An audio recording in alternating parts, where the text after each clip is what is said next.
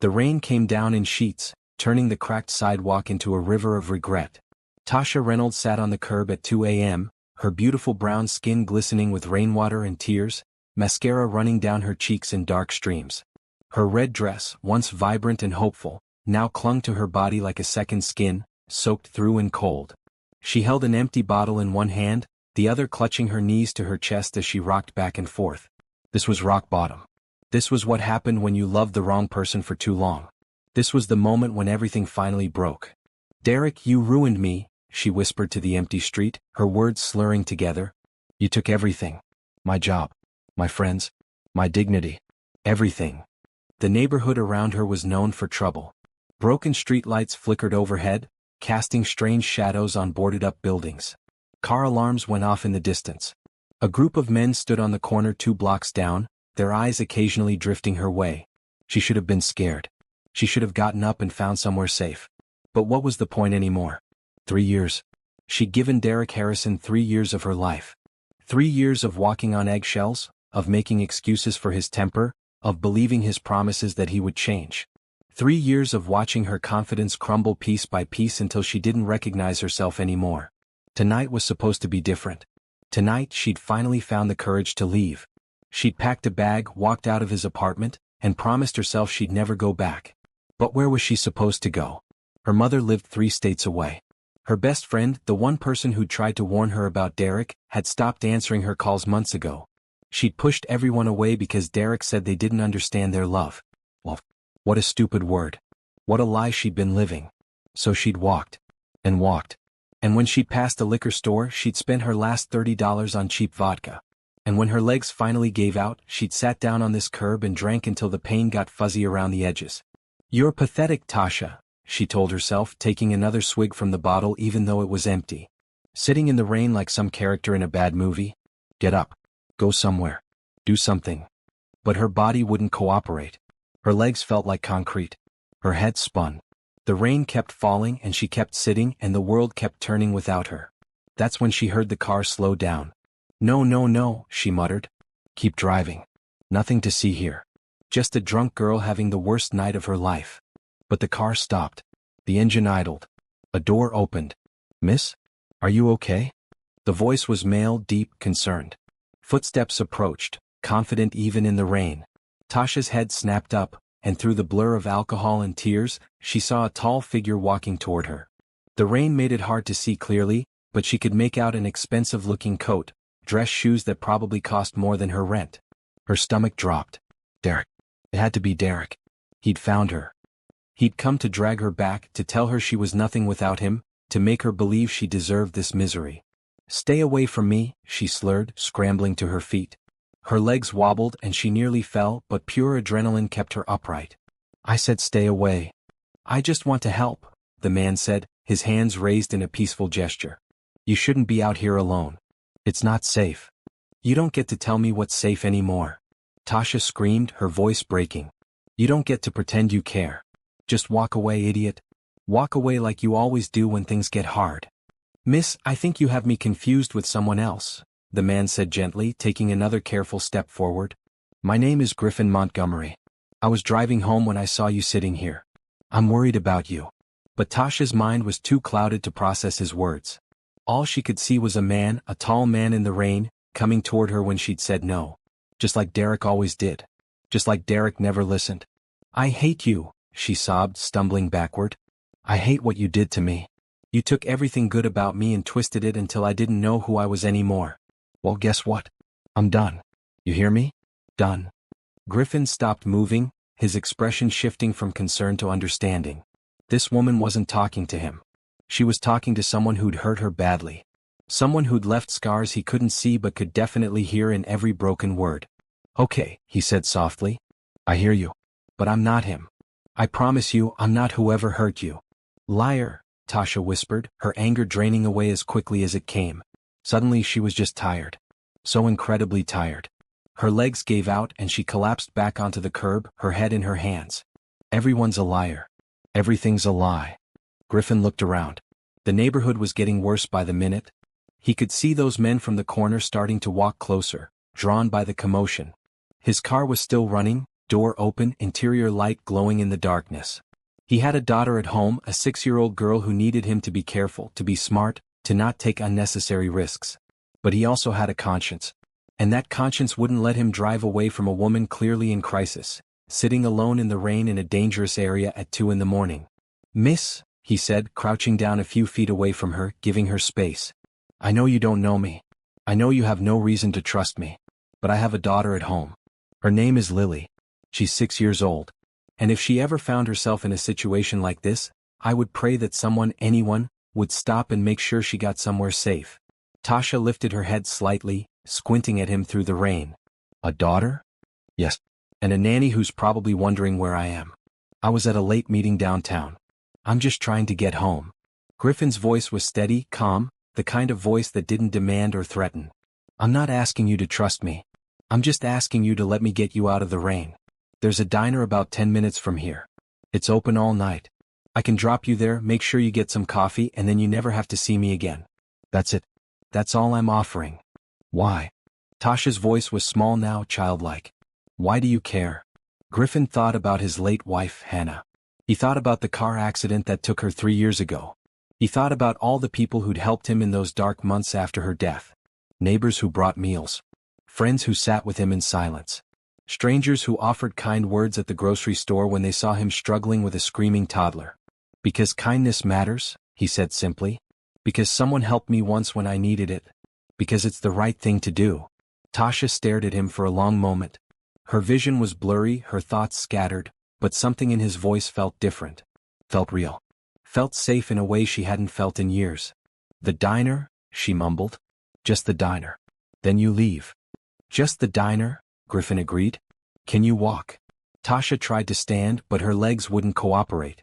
The alcohol, the emotional exhaustion, the rain, it all hit her at once. She swayed dangerously, and Griffin caught her elbow, steadying her. "Easy," he said. "I've got you." "Don't touch me," she said automatically, but there was no heat in it anymore. Just habit. Just 3 years of conditioning. "Okay. But you need help getting to the car.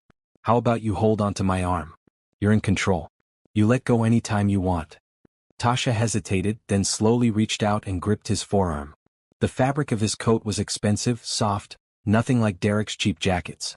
Griffin moved slowly, letting her set the pace as they walked toward his car. It was a nice car. Really nice. Black, sleek, the kind of car that cost more than she'd make in 5 years. Maybe 10 years. Maybe never. "You're rich," she said, the observation tumbling out without filter. "I do okay," Griffin replied, opening the passenger door. "Watch your head."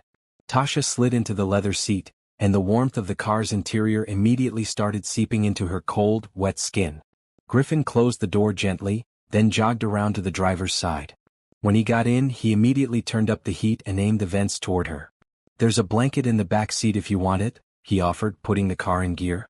Tasha reached back and found a soft, blue blanket. She wrapped it around herself, suddenly aware of how violently she was shivering.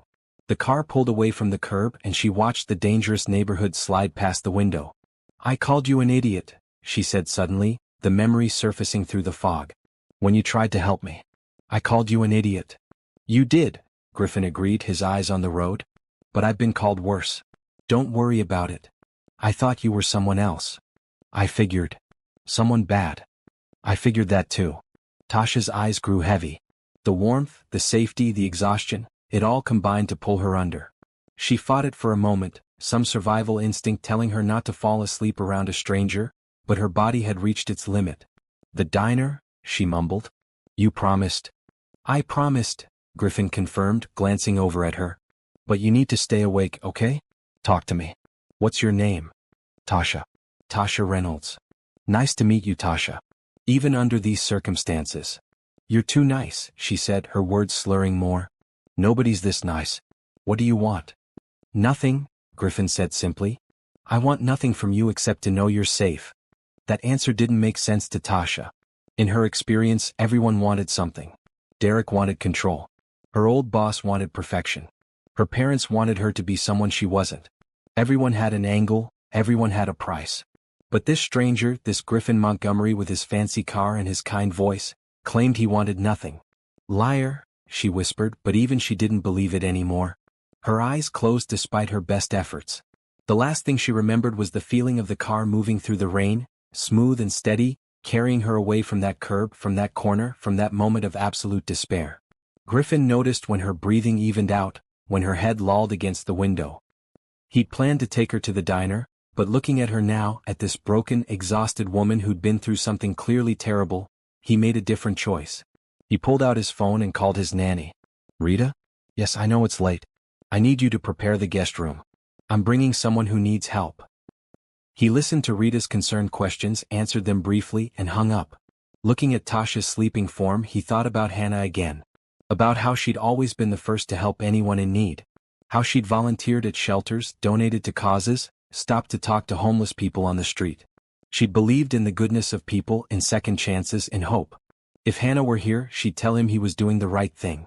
The rain continued to fall as Griffin drove toward his home in the suburbs, toward his warm house with too many empty rooms, toward a future neither he nor the sleeping woman beside him could possibly predict. Sometimes life changes in a single moment. Sometimes that moment happens on a rainy street corner at 2 a.m. Sometimes a stranger becomes the answer to a prayer you didn't know you were praying. Have you ever been at your lowest point, feeling like the world had forgotten you, when someone unexpected showed kindness? This story shows how one act of compassion can save a life.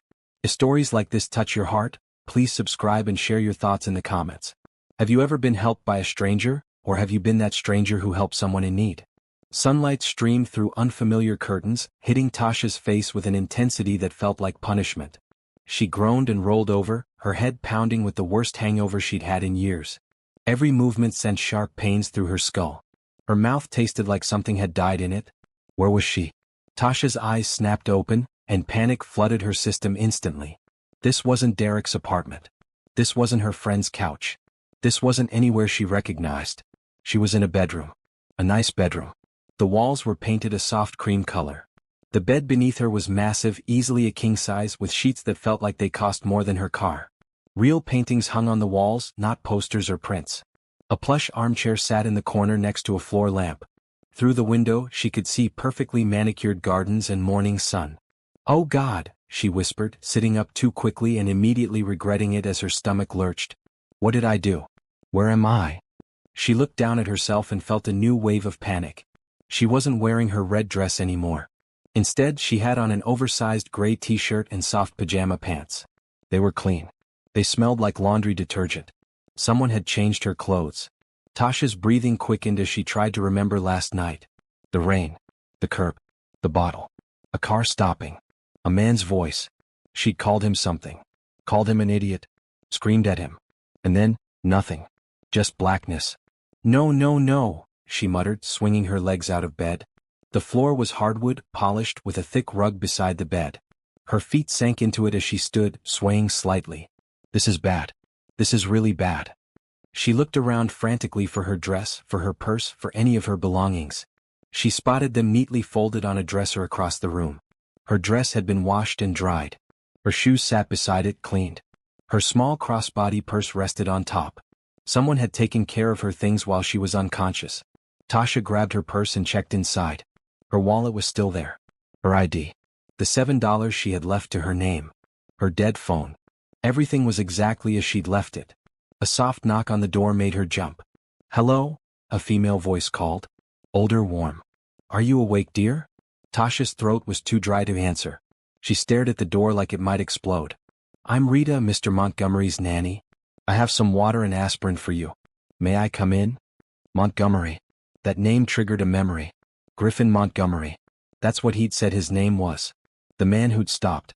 The man who'd offered help. "Yes," Tasha managed to croak out. The door opened and a woman in her late 50s entered, carrying a tray. She had kind eyes and gray hair pulled back in a neat bun. She wore comfortable clothes, jeans and a green sweater, and moved with the confidence of someone who knew this house well. "Good morning," Rita said, setting the tray on the nightstand. "How are you feeling?" "Confused," Tasha admitted. "And like I got hit by a truck." Rita smiled sympathetically. "The aspirin will help. Mr. Montgomery asked me to let you know that you're completely safe here. You passed out in his car last night, and he didn't want to leave you at a diner in that condition. He brought you here to his home. I changed your clothes, not him. He was very insistent about that. He slept in his office downstairs to make sure you had privacy. Tasha took the water and aspirin gratefully, downing both. He slept in his office? Yes. Mr. Montgomery is a gentleman. He wanted you to feel safe. I don't understand. Why would he do all this for a stranger? Rita's expression softened. Because he's a good man. Because his wife would have done the same thing. Because sometimes people just help because it's the right thing to do. The mention of a wife made Tasha glance at Rita's left hand, then around the room. There were no photos, no obvious signs of a woman's touch. His wife? Tasha asked carefully. Passed away 3 years ago. Car accident. Left him with their daughter Lily. She's 6 now and the light of his life. Rita picked up Tasha's dress from the dresser. This is clean and dry for you whenever you're ready. There's a bathroom through that door if you want a shower. Fresh towels are laid out. Take your time. I should go, Tasha said even though she had nowhere to go. I've imposed enough. Nonsense. Mr. Montgomery specifically said you're welcome to stay for breakfast. Lily is very excited to meet you. His daughter? Yes. Fair warning, she asks a lot of questions. Rita headed for the door then paused. You were in a bad place last night, dear? Whatever you're running from, whatever happened to you, you're safe here. Mr. Montgomery doesn't expect anything from you. He just wants to help.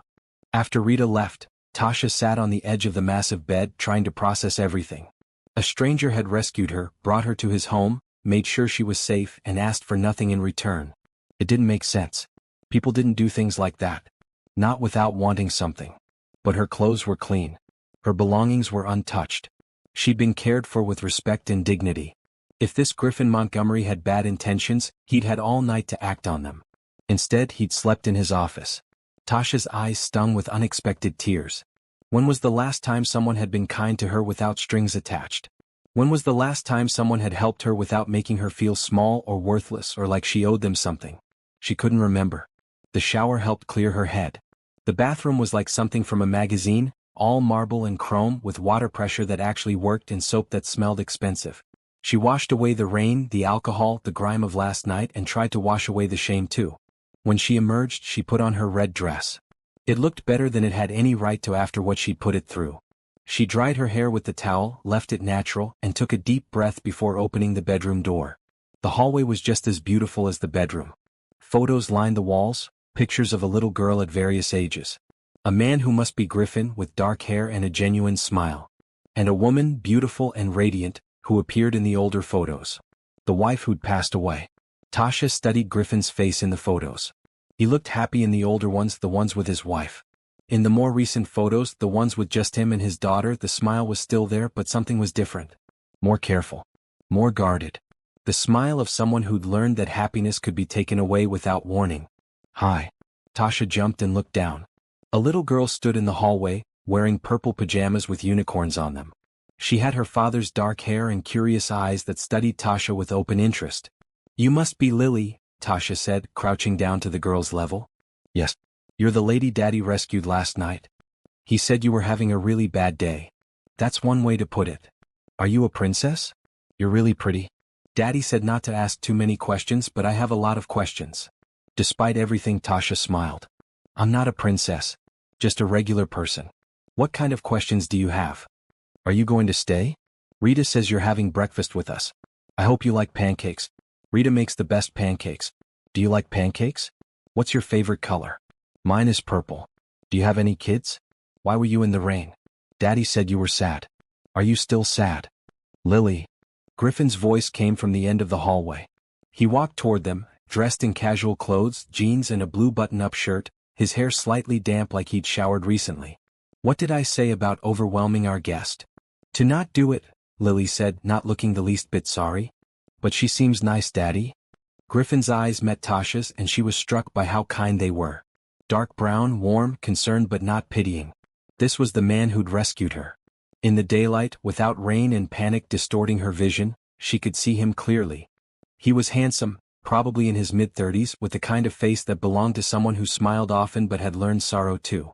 Hi, Tasha said, standing up. I'm sorry about last night.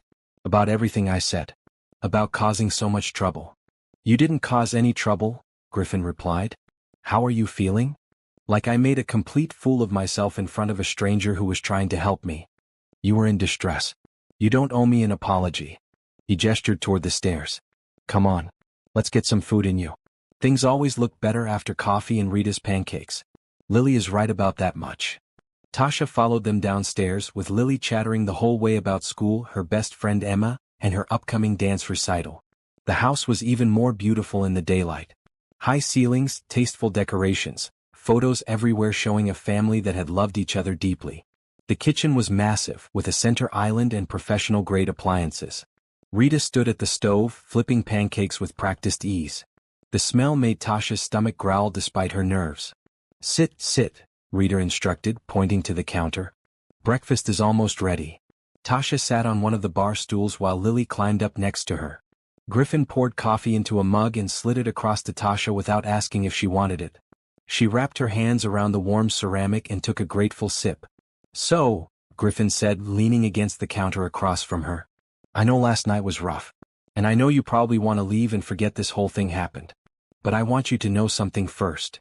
Tasha braced herself for whatever conditions were coming. For the catch. For the price of his kindness. You're not in any trouble, Griffin continued. You don't owe me anything. But if you need help, real help, I'd like to offer it. No strings attached. No expectations. Why? The question came out sharper than she intended. You don't know me.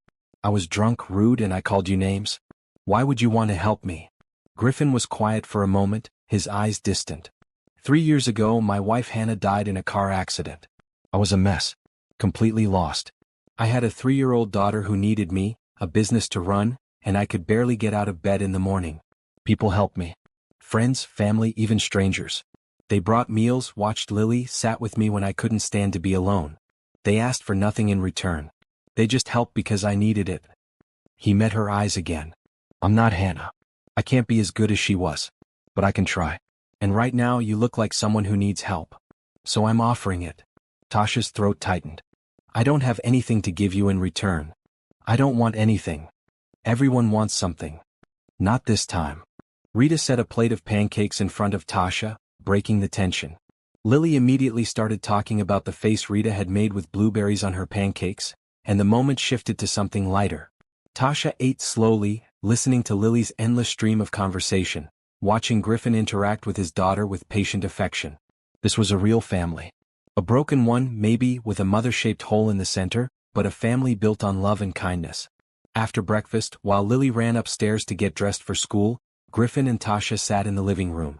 The morning sun filled the space with light, making everything feel hopeful in a way Tasha hadn't experienced in years. I need to know what happened, Griffin said gently. I need to know if you're in danger. Someone is looking for you. If I can help in any way beyond giving you a safe place to sleep. Tasha took a deep breath. His name is Derek. Derek Harrison. We were together for 3 years. He was wonderful at first. Charming. Attentive. He made me feel special. But then things changed. Slowly. So slowly I didn't notice until it was too late. She told him everything. How Derek had isolated her from her friends and family. How he'd criticized her job until she quit, then criticized her for not working. How he'd controlled the money, the car, her phone. How the verbal abuse had escalated until she'd spent every day walking on eggshells, terrified of setting him off. I finally left yesterday, she said, her voice barely a whisper. Just packed a bag and walked out. I didn't have a plan. I didn't have money. I just knew I couldn't stay another day. I ended up at that curb and I broke. I just completely broke. Griffin listened without interruption, his expression carefully neutral but his eyes revealing his anger at what she'd endured. You did the right thing, he said when she finished. Leaving took incredible courage. I feel like a coward. You're not. Trust me. Griffin leaned forward. Here's what I'm offering. You stay here in the guest room for as long as you need. We get you back on your feet. Rita can help you find resources, support groups, whatever you need. When you're ready, we help you find a job, a place to live, whatever the next step is. You take your time. You heal. And then you decide what kind of future you want. Why? Tasha asked again because she still couldn't understand. Why are you doing this? Because someone needs to, Griffin said simply. Because I can. Because it's the right thing to do. Tasha looked at this stranger who'd rescued her from the rain, who'd given her shelter and safety, who was offering her a lifeline without asking for anything in return. Every instinct told her to run, to not accept help, to not let herself depend on someone who might turn out to be just as bad as Derek. But those instincts had been formed by trauma. Those instincts were based on a world where kindness came with a price. Maybe, just maybe, this was different. Maybe, just maybe, some people really did help just because they could. Okay, she whispered. Thank you. Griffin smiled and it transformed his face. You're welcome. Now let's figure out next steps. Do you need to get any more of your belongings from Derek's place? No. Everything important is in my bag. I left everything else behind on purpose. Good. That makes things simpler. Do you need to tell anyone where you are? Family? Friends? My mom. She lives in Florida. I should call her. Let her know I'm okay. Use my phone, Griffin offered. Call her now if you want. Take your time. As Tasha took the phone and walked to a quiet corner, she felt something she hadn't felt in 3 years. She felt hope. Real, tangible hope that maybe her life could get better. That maybe she deserved better. That maybe this nightmare was finally ending. Griffin watched her make the call, watched her cry as she talked to her mother, watched her shoulders slowly relax as the conversation went on. He thought about Hannah, about how she'd always believed in second chances, in helping people rebuild their lives. He'd saved this woman from the rain. But something told him she was going to save him too, in ways he couldn't yet understand. Sometimes rescue goes both ways. The first week at Griffin's house passed in a strange blur. Tasha moved carefully through each day, half convinced she'd wake up and find herself back on that curb, that this kindness was just an alcohol-induced dream. But every morning she woke up in the comfortable guest room with soft sheets and sunlight streaming through the windows. Every morning Rita knocked gently with coffee and a warm smile. Every morning she had to remind herself this was real. Griffin gave her space. He went to work each day, came home for dinner, spent time with Lily, and treated Tasha like a welcome houseguest rather than a charity case. He never asked invasive questions. He never made her feel like a burden. He simply existed in his kindness, steady and constant. It was unsettling in the best possible way. On the 8th day, Tasha was sitting in the living room reading a book when Lily bounded in after school, her purple backpack bouncing against her shoulders. Tasha, guess what? We learned about fractions today and I don't understand them at all. Can you help me? Lily dropped her backpack on the floor with a thud and climbed onto the couch beside Tasha, her energy filling the entire room. I don't know, fractions can be pretty tricky, Tasha said with a smile. But let's take a look. They spread Lily's homework across the coffee table, and Tasha found herself explaining how to divide shapes into equal parts. Lily was bright, quick to understand once things were explained in ways that made sense to her. She reminded Tasha of herself at that age, eager to learn, full of questions about how the world worked. You're good at this, Lily said, looking up at Tasha with admiration. Are you a teacher? No. I worked at a hotel before. At the front desk. Did you like it? Tasha paused. Had she liked it? She'd been good at it, certainly. She'd enjoyed helping guests, solving problems, making people feel welcome. But Derek had hated her working there. He'd said the hours were bad, that her boss was trying to take advantage of her, that she cared more about strangers than about him. I did like it, she said finally. I liked helping people. Then why did you stop? How do you explain emotional abuse to a 6-year-old? How do you tell a child that sometimes the people who claim to love you convince you to make yourself smaller and smaller until you disappear? It's complicated, Tasha said. Sometimes grown-ups make choices that don't make sense. That happens a lot, Lily agreed sagely. Rita says grown-ups are just tall kids who pretend they know what they're doing. Tasha laughed. Felt good to laugh. Rita sounds very wise. They finished the homework just as Griffin came home from work. He looked tired, his tie loosened and his hair slightly disheveled, but his face lit up when he saw Lily. How's my girl? He asked, scooping her into a hug. Good. Tasha helped me with fractions. She's really smart, Daddy? I bet she is. Griffin looked at Tasha over Lily's head. Thank you. Fractions are beyond me. You run a multimillion-dollar company, Tasha said. I'm sure you can handle fractions. You'd be surprised what I can't handle. Ask me about third-grade math. I'm terrible. He set Lily down and loosened his tie completely. I thought maybe we could all have dinner together tonight. Really sit down and talk. If you're comfortable with that. Tasha hesitated. They'd eaten together a few times, but those meals had been casual, focused on Lily's chatter. This sounded more intentional. More serious. Sure, she said, because refusing felt rude after everything they'd done for her. Dinner was Rita's famous pot roast, served with roasted vegetables and fresh bread. They sat at the dining table, something Griffin admitted they rarely did, usually eating at the kitchen counter instead. This is fancy, Lily announced, eyeing the cloth napkins. Are we celebrating something? Just a nice family dinner, Griffin said, then seemed to catch himself. I mean, not family exactly. Just dinner. Together. As people who are sharing a meal. He looked flustered and Tasha found it endearing. This powerful businessman who commanded boardrooms got tongue-tied at his own dinner table. It's nice, Tasha said, rescuing him. Thank you for including me. After Lily had been excused to watch her allotted 30 minutes of television before bed, Griffin and Tasha remained at the table with coffee. The house was quiet except for the distant sound of cartoons and Lily's occasional laughter. You've been here over a week now, Griffin said. And I realize I've been giving you space to process everything. But I also want you to know that you can talk to me. About anything. Whenever you're ready. Tasha wrapped her hands around her coffee mug. What do you want to know? Whatever you want to tell me. I know the basics, what you shared that first morning. But if you want to talk more about Derek, about what happened, about what you're feeling, I'm here to listen. Something in his tone, in the genuine care behind his words, made Tasha's carefully constructed walls crack. She'd been holding everything inside, trying to be a good house guest, trying not to burden anyone with her problems. But suddenly she wanted to talk. Needed to talk. I met Derek at work, she began. He came in to book a conference room for his sales team. He was charming, confident. He asked me out 3 times before I said yes. I thought he was persistent in a good way. Griffin listened silently, giving her space to tell the story at her own pace. The first year was perfect. He treated me like I was the most important person in the world. Flowers, surprise dates, long conversations about our dreams. He talked about the future like I was definitely going to be in it. I fell hard. That's how it often starts, Griffin said quietly. The good behavior first to hook you in. Yeah. I didn't know that then. I just thought I was lucky. Tasha's voice grew harder. Then little things started changing. He didn't like my best friend, Keisha. Said she was jealous of our relationship, trying to cause problems. He convinced me to stop hanging out with her. Then he didn't like my coworkers. Thought they were unprofessional, bad influences. He'd get upset when I went out for drinks with them after work.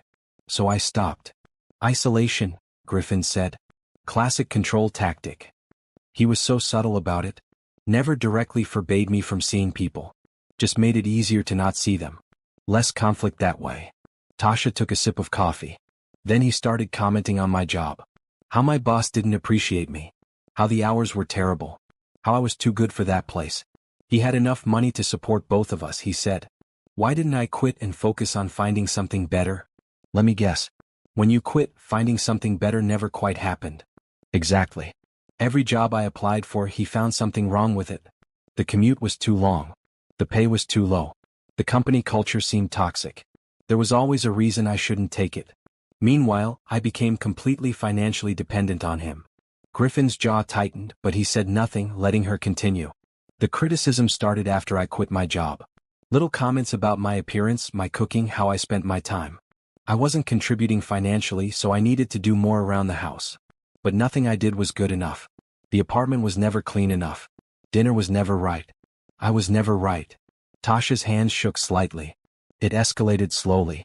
He'd yell, then apologize. He'd say cruel things, then buy me gifts. He'd accuse me of flirting with other men, of trying to leave him, of being ungrateful. Then he'd cry and say he was just scared of losing me because he loved me so much. That's not love, Griffin said firmly. That's manipulation. I know that now. But in the moment, when you're living it, when it's happening gradually over months and years, you start to believe it. You start to think maybe you are the problem. Maybe you are ungrateful. Maybe you are lucky that anyone puts up with you at all. You're not the problem, Tasha. You never were. Tears welled up in her eyes. He never hit me. People always ask that. They want to know if he was physically abusive, like that's the only kind that counts. But he never had to hit me. Words work just fine. Griffin reached across the table and placed his hand near hers, not touching, just close enough to offer comfort if she wanted it. Abuse is abuse. It doesn't need bruises to count.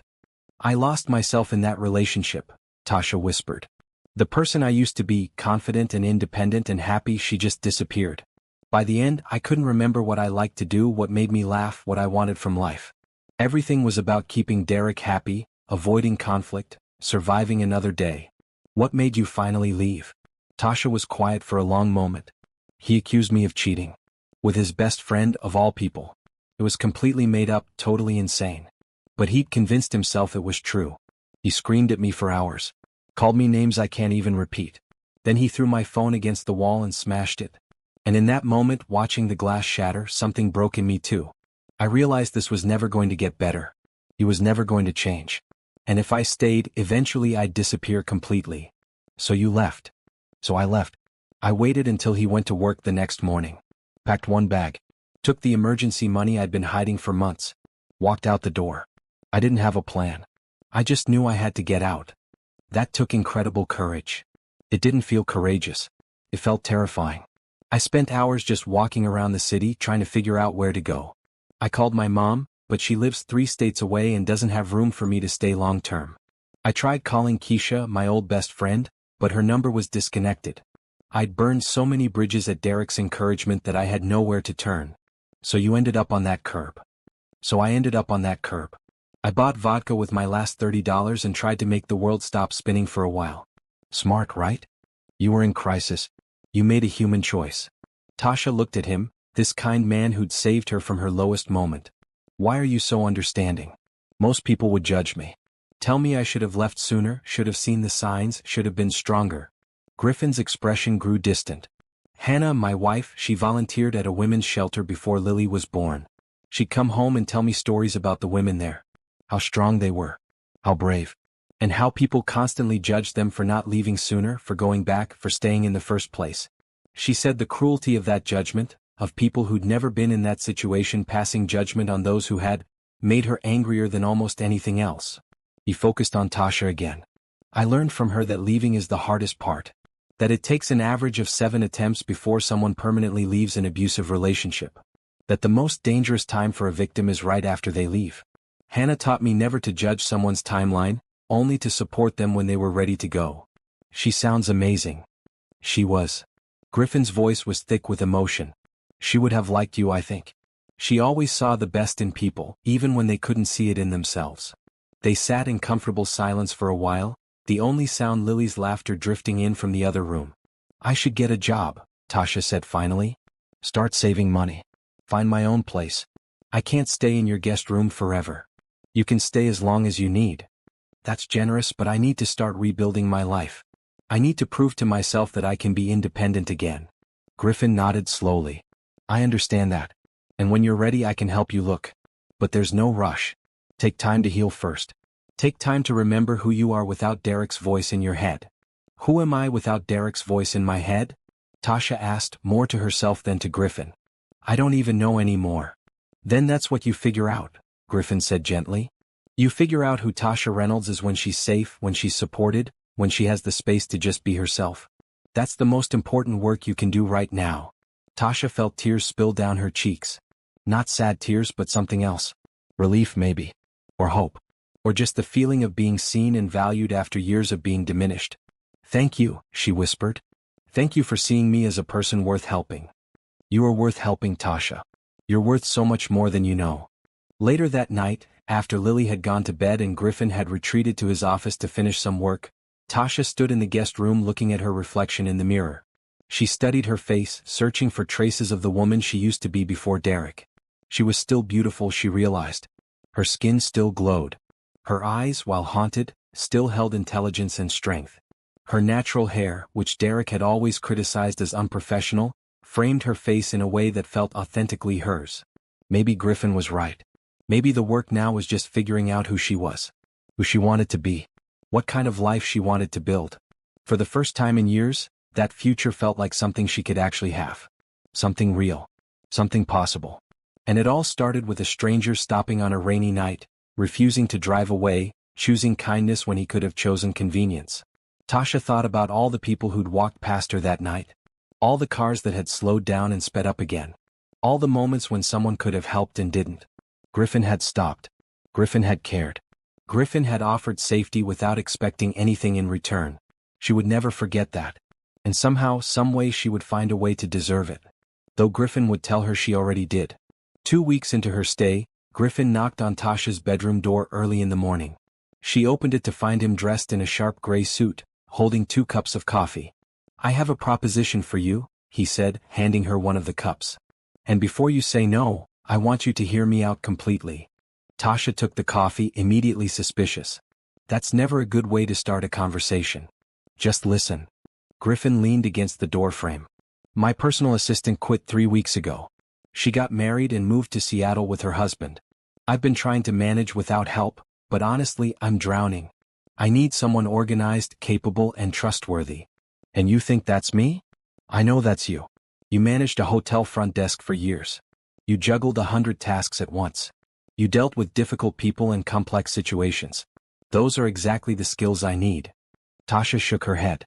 Griffin, I appreciate what you're trying to do, but I can't take a job just because you feel sorry for me. I don't feel sorry for you. I need help and you need a job. This is practical, not charity. He straightened up. I'll pay you a fair salary, same as I paid my previous assistant. You'll work normal business hours. You'll have your own office at Montgomery Enterprises. It's a real job with real responsibilities. What if I mess up? What if I'm not good enough? Then we figure it out together just like any other new employee. But I don't think you'll mess up. I think you'll be great at it. Tasha wanted to say no. Every instinct screamed that accepting would make her even more dependent on him, more indebted, more trapped. But another part of her, the part that was starting to heal, recognized this for what it was. Not a trap. An opportunity. What exactly would I be doing? Griffin's face brightened. Managing my calendar, scheduling meetings, handling correspondence, coordinating with my team. Nothing you can't handle. And you'd work closely with Anthony Baker, my business partner. He's been trying to keep me organized, but he has his own work to do. When would I start? Whenever you're ready. Tomorrow. Next week. Your timeline. Tasha took a long sip of coffee, thinking. She needed independence. She needed to prove to herself that she could work again, be productive again, contribute again. Griffin was offering her that chance. Okay, she said. But I want to be clear about something. This is a job. You're my boss. I work for you and I do it well. If at any point you think I'm not right for the position, you tell me. No special treatment because of how we met. Griffin smiled. Deal. How about you start Monday? That gives you a few days to prepare. Monday works. They shook hands, professional and formal, and Tasha felt a surge of something she hadn't felt in years. Pride. Purpose. The beginning of independence. That weekend, Griffin took her shopping for work clothes. Tasha protested, saying she could manage with what she had, but Griffin insisted. You'll be representing my company, he said as they walked through an upscale department store. Consider this part of your employment package. They picked out several outfits, professional dresses, blouses, slacks, a blazer in deep blue that made her feel powerful. Tasha chose bright colors, greens and blues and a deep maroon, avoiding the blacks and grays Derek had always insisted she wear.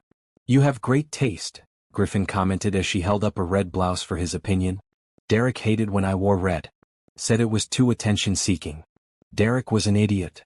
Griffin took the blouse and added it to their pile. Red looks beautiful on you. Monday morning arrived with a mix of nerves and excitement. Tasha dressed carefully in one of her new outfits, a fitted green dress with a blue blazer. She looked at herself in the mirror and barely recognized the confident woman staring back. Montgomery Enterprises occupied the top 3 floors of a downtown building. The offices were modern and professional, with floor-to-ceiling windows offering views of the city. Employees moved with purpose through sleek hallways, and everything hummed with productive energy. Griffin introduced her to his team throughout the morning.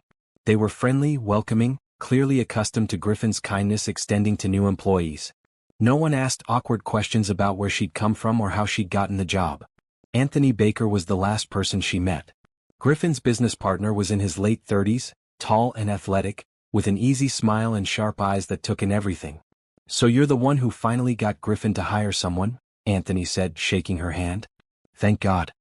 He's been impossible without an assistant. I'm standing right here, Griffin protested. And you know I'm right. Anthony turned back to Tasha. Fair warning, he's brilliant but disorganized. He'll schedule 3 meetings at the same time and forget to eat lunch. Your main job is keeping him from self-destructing.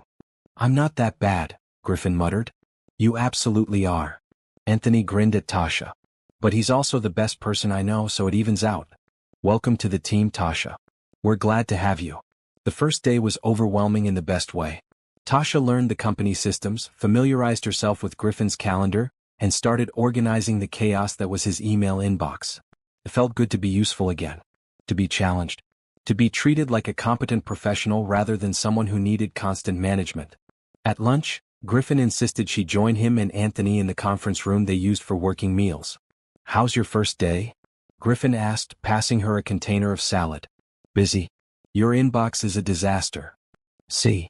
Anthony pointed at Griffin. "I told you." "I've been managing fine," Griffin protested weakly. "You've been drowning," Tasha corrected.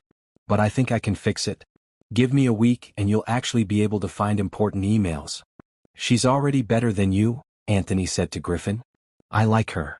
They fell into easy conversation, discussing upcoming projects and clients.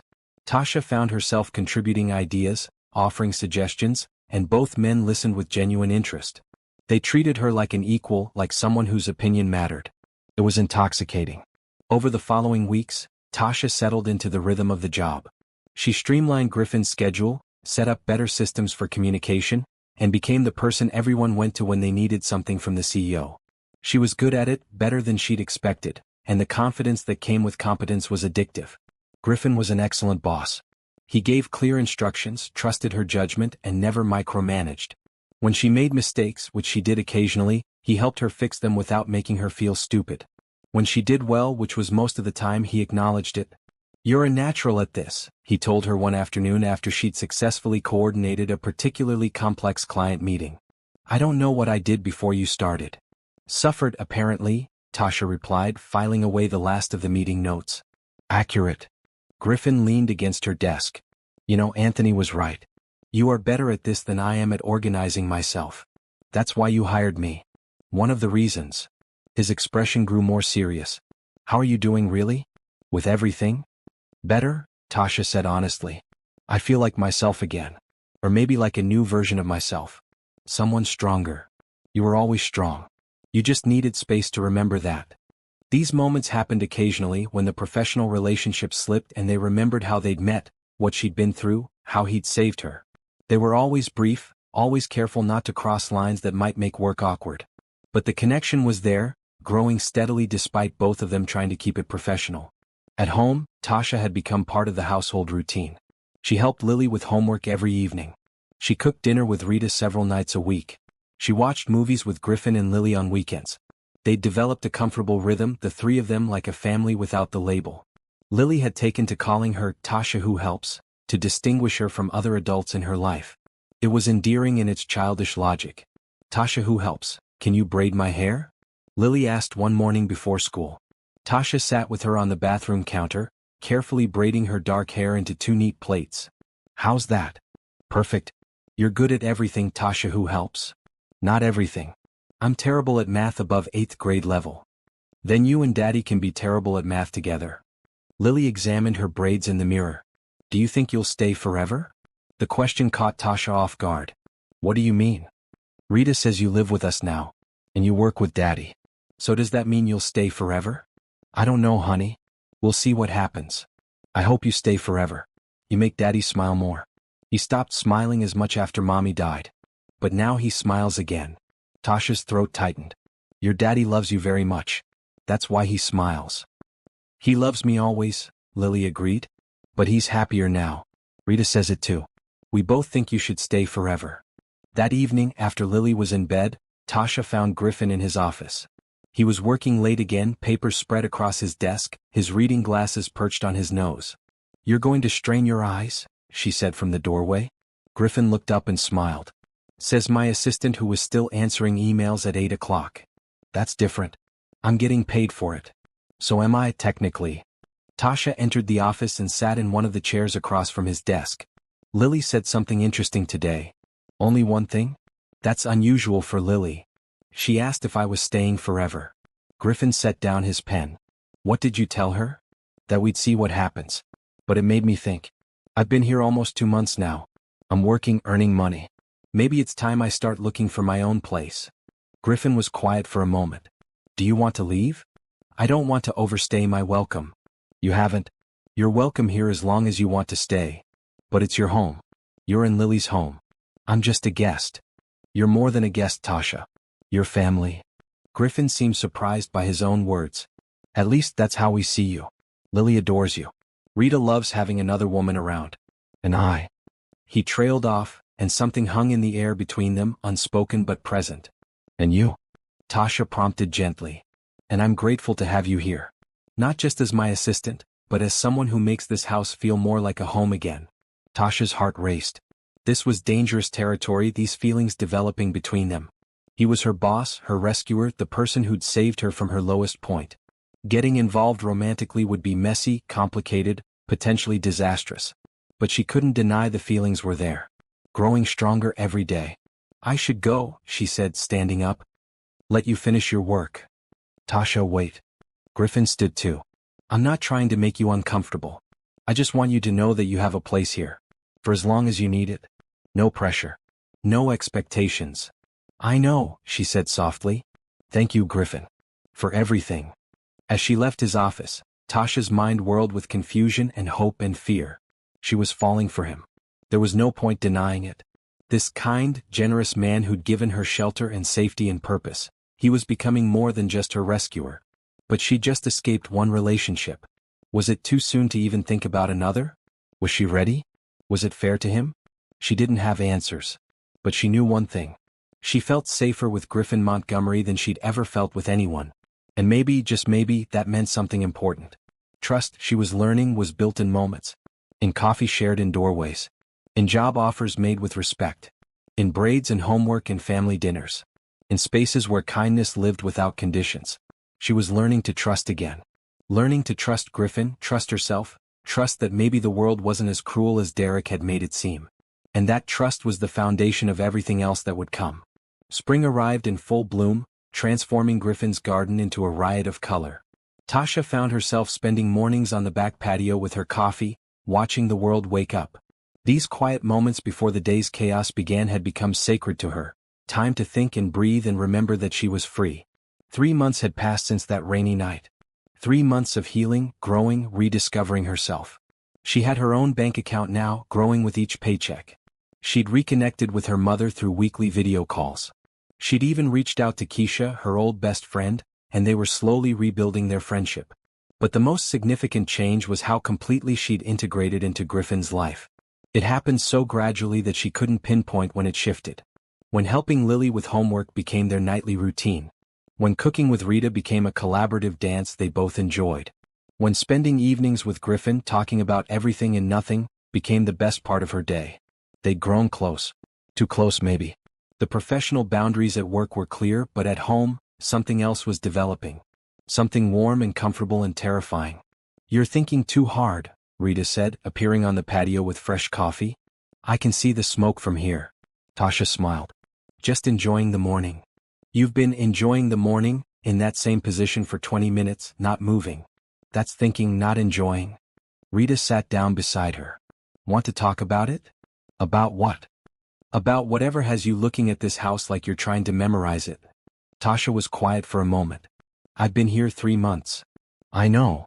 I should probably start looking for my own place soon." "Why?" "Because this isn't my home. Because I'm imposing.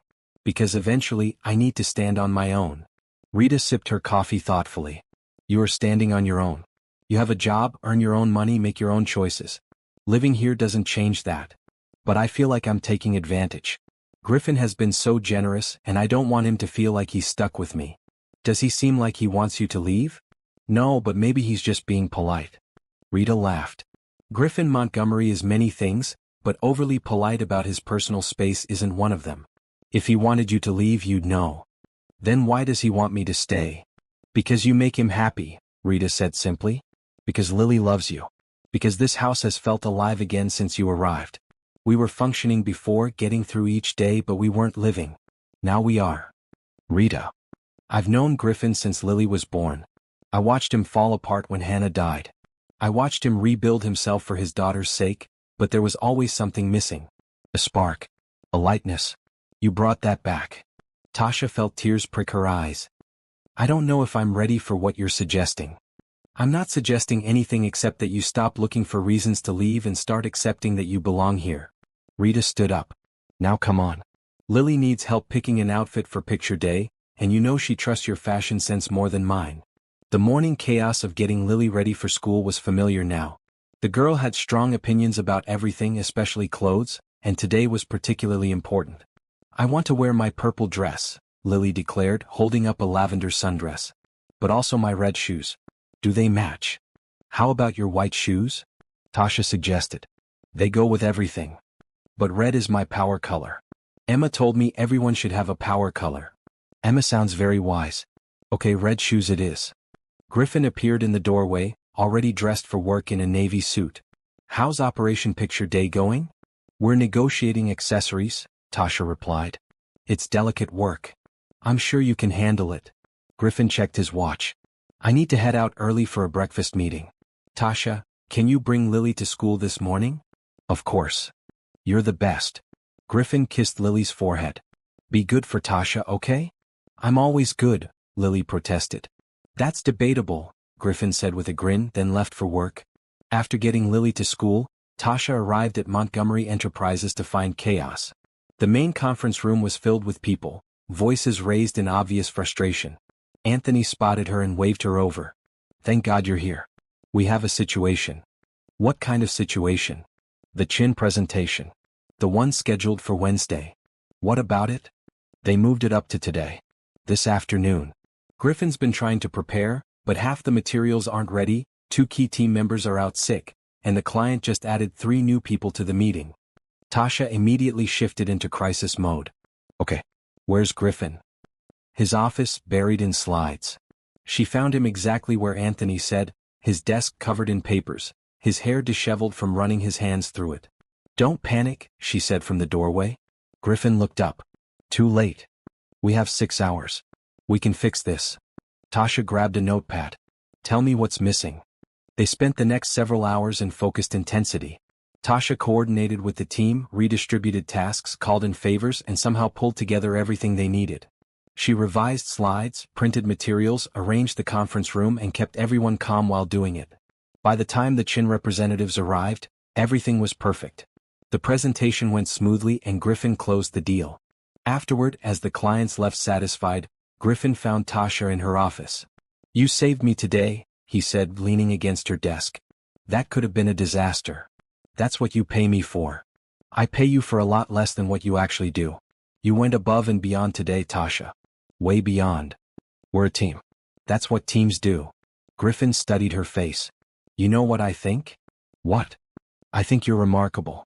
I think you take impossible situations and make them work. I think you're the most capable person I've ever met. Tasha felt heat rise in her cheeks. You're giving me too much credit. I'm giving you exactly the credit you deserve. Griffin hesitated, then said, Can I take you to dinner tonight? To celebrate the successful presentation? Just the 2 of us. Tasha's heart raced. This was different from their casual meals at home. This was deliberate, intentional. This was almost like a date.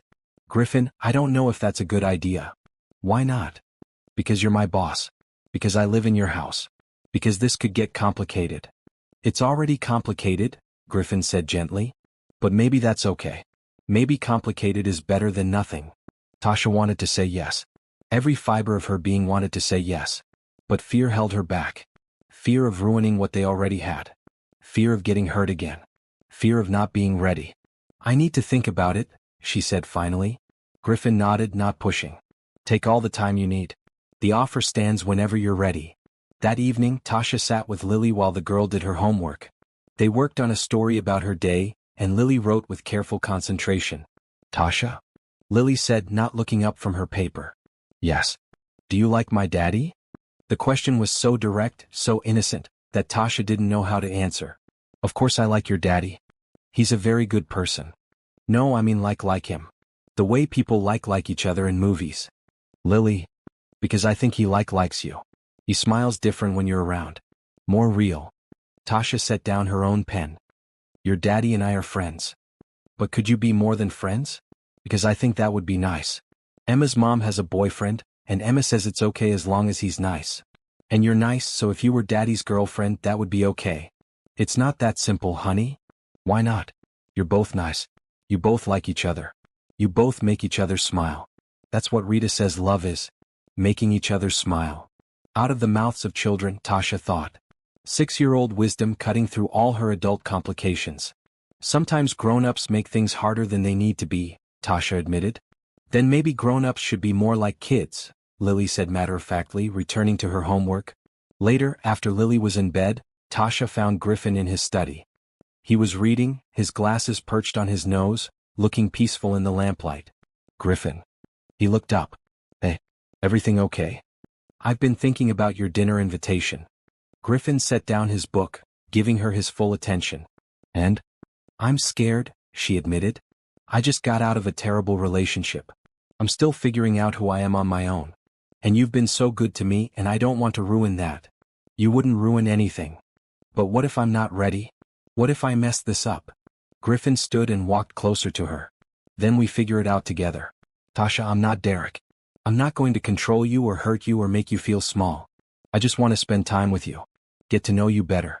See where this goes. What if it goes nowhere? Then we had some nice dinners. What if it goes somewhere amazing? Tasha looked into his kind eyes, saw the genuine care there, and felt something shift inside her. Maybe Rita was right. Maybe she was looking for reasons to run when she should be accepting that she belonged here. With him. Okay, she whispered. Let's have dinner. Griffin's face lit up with a smile that made her heart skip. Yeah. But we take it slow. Really slow. Slow is good. Slow works for me. They stood there, smiling at each other, and something settled into place. This was happening. They were going to try. Complicated or not, scary or not, they were going to see what could grow between them. And for the first time since that rainy night, Tasha felt ready. Ready to risk her heart again. Ready to believe that maybe not all men were like Derek. Ready to trust that Griffin's kindness was real and lasting. She was still healing. She still had bad days and moments of doubt. But she was also growing stronger every day. Strong enough to reach for something good when it was offered. Strong enough to believe she deserved it.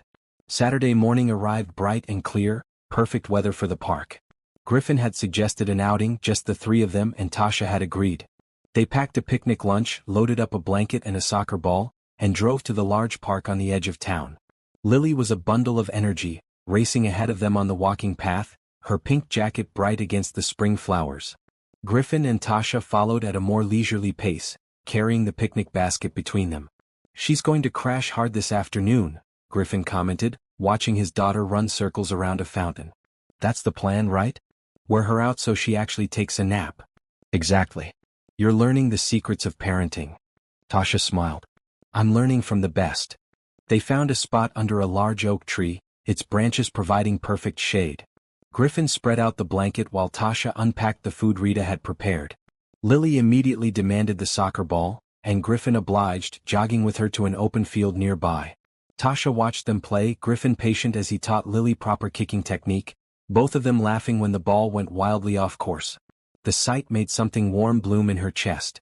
This was what family looked like. Not perfect. Not complicated. Just people who cared about each other spending time together. After they'd exhausted themselves with soccer, they returned to the blanket for lunch. Lily chattered nonstop about school, her upcoming recital, and the new girl in her class who also liked unicorns.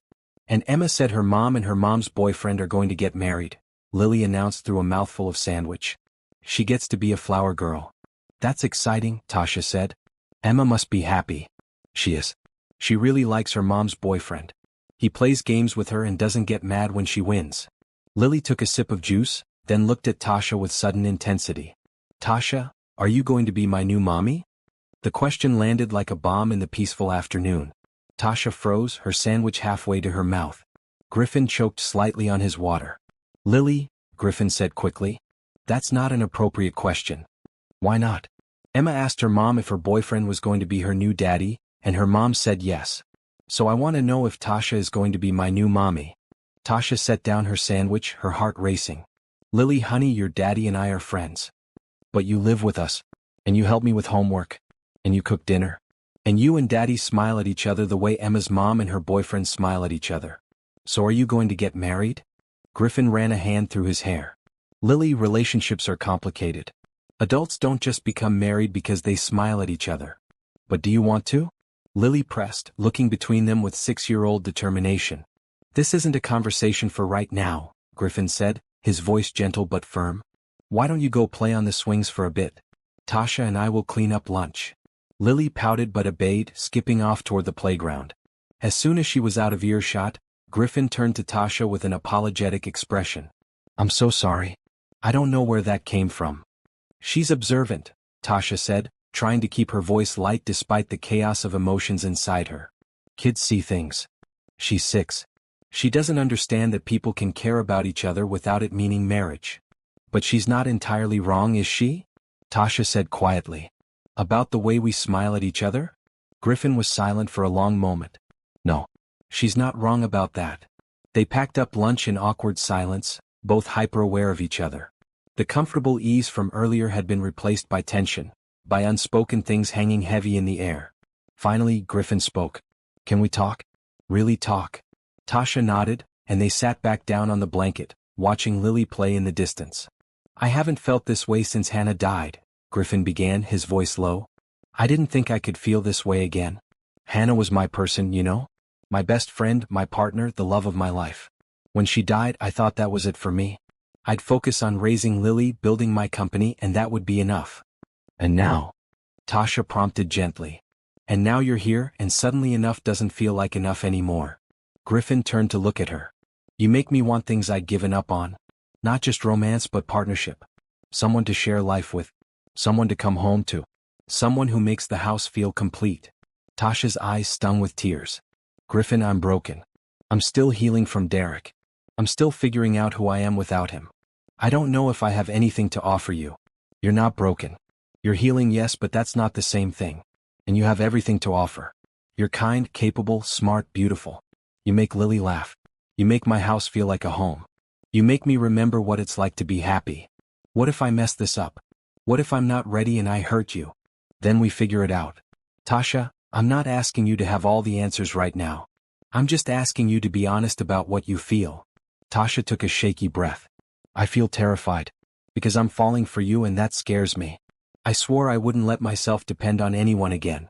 But then there you are, being kind and patient and wonderful, and I can't help it. Griffin reached over and took her hand, the first truly romantic gesture he'd made. His hand was warm, steady, safe. I'm falling for you too, he said. Have been for a while now. I tried to fight it, told myself it was too complicated, that you needed space to heal. But the truth is, I love having you in my life. I love how you handle Lily. I love working with you. I love our evening conversations. I love every moment we spend together. This is happening really fast. Is it? We've known each other for 3 months. We see each other every day. We work together, live together, raise a child together. In some ways we're already doing life together. Tasha had to admit he had a point. Their relationship, whatever it was, had developed in an unusual way. They'd skipped the early dating phase and jumped straight into domestic partnership. But that didn't mean the feelings were any less real. I don't want Lily to get hurt, Tasha said. If we try this and it doesn't work, then we handle it like adults. We communicate. We put Lily first. But Tasha, I don't think it won't work. I think we could be really good together. You've been so good to me already. You saved me, gave me a job, gave me a home. I don't want you to feel obligated to feel something more. Griffin squeezed her hand. I don't feel obligated. I feel hopeful. There's a difference. They sat in silence, hands linked, watching Lily play. The world moved around them, other families enjoying the park, dogs chasing frisbees, the ordinary magic of a spring afternoon. I want to try, Tasha finally said. But slow. Really slow. Define slow. Dates. Real dates outside the house. Getting to know each other in that way. But we keep it separate from Lily for now. We don't confuse her or get her hopes up until we're sure. That sounds reasonable. And if it gets weird at work, we reevaluate. Also reasonable. And I want to keep my room for now. Moving into your room feels like too much too fast. Griffin nodded. Whatever you need. Whatever makes you comfortable. And if I have a bad day, if the Derek stuff comes back, you have to be patient with me. Always. Tasha looked at their joined hands, at this good man who'd shown her kindness when she needed it most, who was now offering her something more. Okay. Let's see where this goes. Griffin smiled, the kind of genuine, unguarded smile she'd rarely seen. Yeah. Can I take you to dinner tomorrow night? A real date. A real date sounds nice. They were both grinning like teenagers when Lily ran back over, panting and rosy-cheeked. Can we get ice cream? She demanded. Please? I promise I'll be good at dinner. You're always good at dinner, Griffin said, standing up and pulling Tasha to her feet. Ice cream sounds perfect. They walked to the ice cream truck at the park entrance, Lily between them holding both their hands. To anyone watching they looked like a family. And maybe they were becoming one, slowly and carefully, building something new from the ashes of their separate losses. That evening, after Lily was in bed, Griffin walked Tasha to her room. They stood in the hallway, suddenly shy with each other now that everything had changed.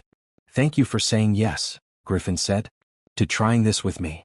Thank you for being patient. For understanding that I need time. I'd wait forever if that's what you needed."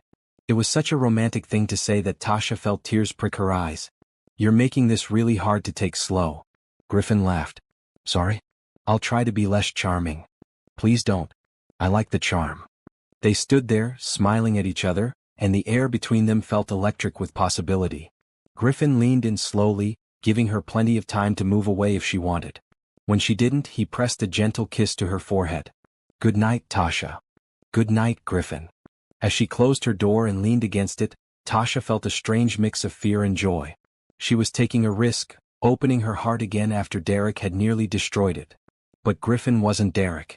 Griffin had proven day after day that his kindness was genuine, that his character was solid, that he could be trusted. Maybe, just maybe, she was allowed to be happy again. Maybe she deserved this chance at love. Maybe the universe had put her on that rainy curb specifically so Griffin would find her. Everything happens for a reason, her mother used to say. Tasha had never believed it before. But now, thinking about the chain of events that had led her here, she wondered if maybe her mother was right. Sometimes the worst moments lead to the best outcomes. Sometimes you have to break completely before you can rebuild into something stronger. Sometimes a stranger stops on a rainy night and changes your entire life. And sometimes, if you're very lucky, that stranger becomes something more. Monday morning started like any other. Tasha arrived at Montgomery Enterprises early, coffee in hand, ready to tackle the week. She'd spent Sunday evening on that promised date with Griffin, dinner at a quiet restaurant where they'd talked for hours. It had been perfect, easy, natural. She'd come home feeling hopeful about the future for the first time in years. That hope was about to be tested. She was reviewing Griffin's schedule when the front desk called. "Tasha? There's a Derek Harrison here asking to see you. Should I send him up?" Tasha's blood turned to ice. "Derek? Here. At her workplace. How did he even find her?" "No," she managed to say. "Don't send him up. Call security." But before the receptionist could respond, Tasha heard a commotion from the main floor. Raised voices. The elevator dinging. And then Derek was there, striding through the office like he owned the place. He looked the same. Same confident walk, same expensive suit that was slightly too tight, same smile that had once charmed her and now made her stomach turn. His eyes scanned the office until they landed on her. "Tasha," he said, his voice carrying across the space. "There you are. We need to talk." Every employee in sight stopped working. Anthony appeared from his office, his expression alert and concerned. Tasha stood frozen behind her desk, her hands shaking. "You need to leave," she said, proud that her voice came out steady. "Now. Come on, baby. Don't be like that. I just want to talk. I have nothing to say to you." Derek moved closer and Tasha instinctively stepped back. "You can't just leave, Tasha. We had something. We can work this out." "There's nothing to work out. We're done." "You don't mean that. You're just confused. That happens when you make big decisions without thinking them through." Derek's tone was patronizing, the same tone he'd used 1,000 times when explaining why she was wrong about something. Anthony stepped forward. "Sir, you need to leave. This is a place of business and you're disrupting it." Derek barely glanced at him. "This doesn't concern you. This is between me and my girlfriend." "Ex-girlfriend," Tasha corrected, finding strength in Anthony's presence. "I left you, Derek. It's over. You left because you were having one of your dramatic episodes. I get it. You needed space. But you've had 3 months. Time to come home now." The sheer audacity of his words, the way he dismissed her choice as a dramatic episode, made anger surge through Tasha's fear. "I am home. This is my life now. You're not part of it. Don't be ridiculous. You can't make it without me. Where are you even living? How are you paying rent? Let me guess, you're crashing with some friend who's getting tired of you. That's none of your business. Everything about you is my business. 3 years, Tasha. You don't just throw that away." "I'm not throwing it away. I'm protecting myself from you." Derek's expression hardened, the mask of charm slipping. "From me? I took care of you. I put a roof over your head, food on the table. And this is how you repay me? by disappearing and ignoring my calls. You controlled me. You isolated me. You made me feel worthless. That's not love, Derek. That's abuse. Abuse? Derek laughed, but there was no humor in it. You always were dramatic. I pushed you to be better, to reach your potential. If you felt bad, that's on you, not me. Get out. The voice came from behind Derek, cold and commanding. Griffin stood there, having emerged from his office. He looked calm, but Tasha could see the tension in his shoulders, the protective anger in his eyes. You heard the lady. Leave. Derek turned, sizing Griffin up. And who are you? Griffin Montgomery. I own this company. And you're trespassing. Trespassing? I'm here to see my girlfriend. She's not your girlfriend. She asked you to leave. So leave or I'll have security escort you out. Derek's eyes narrowed as he looked between Griffin and Tasha. Wait, you're working here? For him? His voice turned ugly. How convenient. You leave me and immediately shack up with some rich guy. How long were you planning this, Tasha?